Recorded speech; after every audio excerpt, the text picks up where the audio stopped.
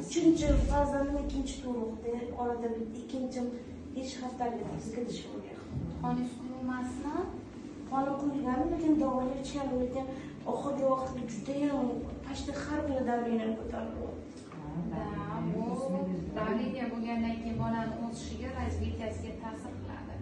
Qarang, birinchi o'rinda sizni bu yerda katta xatolaringizdan bittasini aytaymiz. Siz haqingizda ma'lumot bizada yo'q.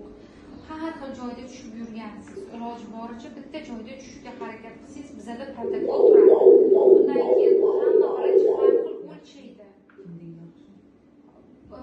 Hozirdanmi solishtiramiz? Solishtiramiz desak, yo'q, chunki bizga birinchi marta murojaat qilyapsiz. Davleniyaz oshayotgan bo'lsa, demak risk preklampsiya. Hozir biz bolani o'lchamlarini olamiz, yozamiz, KTGga yuboramiz, KTG qilib ko'rasiz. Agar bolada havo yetishmovchilik darajasi yuqori bo'lmasa, demak, ozgina kutsangiz bo'ladi.